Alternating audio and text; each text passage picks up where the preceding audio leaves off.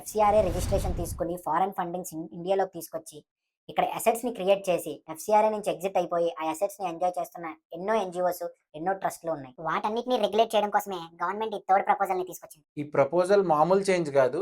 ఇదొక పెద్ద బాంబ్ అని చెప్పాలి. ఇండియాలో ఉండేవాళ్ళే కాదు, ఫారెన్ నేషనల్స్ కూడా ఈ ప్రపోజల్ కి షేక్ అవ్వాల్సిందే. Appointing designated authority. ఈ డెసిగ్నేటెడ్ అథారిటీ పని ఏంటి అంటే, మీ ఎఫ్సిఆర్ఏ రిజిస్ట్రేషన్ కానీ ఎక్స్పైర్ అయినా, లేదంటే సరెండర్ ఆర్ క్యాన్సిలేషన్ జరిగినా, మీరు ఫారెన్ కాంట్రిబ్యూషన్ నుంచి ఎక్వైర్ చేసిన ఎసెట్ కానీ, ఫారెన్ కాంట్రిబ్యూషన్ కానీ డెసిగ్నేటెడ్ అథారిటీ హ్యాండ్ ఓవర్ లోకి వెళ్ళిపోతాయి. జనరల్గా ఎఫ్సిఆర్ఏ రిజిస్ట్రేషన్ అనేది 5 ఇయర్స్ ఉంటుంది. 5 ఇయర్స్ తర్వాత మీరు రెన్యువల్ చేసుకోవాలి. రెన్యువల్ చేసుకోకపోతే ఎఫ్సిఆర్ఏ రిజిస్ట్రేషన్ అనేది క్యాన్సిల్ అయిపోతుంది.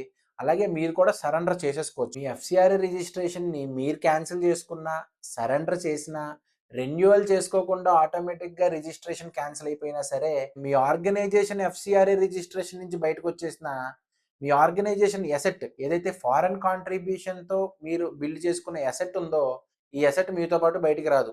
ఇది డైరెక్ట్‌గా డెసిగ్నేటెడ్ అథారిటీ హ్యాండ్ ఓవర్‌లోకి వెళ్ళిపోతుంది. ఈ డెసిగ్నేటెడ్ అథారిటీ ఈ అసెట్‌తో ఏం చేస్తది?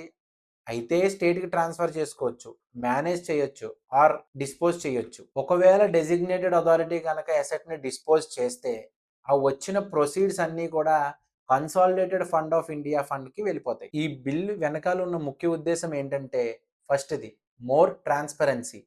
Second, accountability on NGOs. Third, better tracking of foreign funding. ఇది ఇంకా ప్రపోజ్డ్ బిల్ మాత్రమే. ఇది ఇంకా పార్లమెంట్లో ఎనాక్ట్ అవ్వలేదు. సో మీరు ఒక trust, society, NGO and section 8 companies అయ్యుండి ఫారెన్ కాంట్రిబ్యూషన్ని యాక్సెప్ట్ చేస్తున్నట్లయితే, ఒకసారి మీ ఎఫ్సిఆర్ఏ రిజిస్ట్రేషన్ వ్యాలిడిటీని చెక్ చేసుకోండి. మీ ప్రపోజ్డ్ యాక్టివిటీస్ని ఒకసారి మళ్ళీ చెక్ చేసుకోండి. మీరు ఏ ఏ స్టేట్స్లో ఆపరేట్ చేస్తున్నారు అనేది కూడా మీరు ఒకసారి వెరిఫై చేసుకోండి. మీ పెండింగ్లో ఉన్న కాంప్లైన్స్లు ఏమైనా ఉన్నా సరే ముందే రెక్టిఫై చేసేసుకోండి. ఇలాంటి ఇన్ఫర్మేటివ్ వీడియోస్ కోసం మన ఛానల్ని ఫాలో చేయండి. Thank you.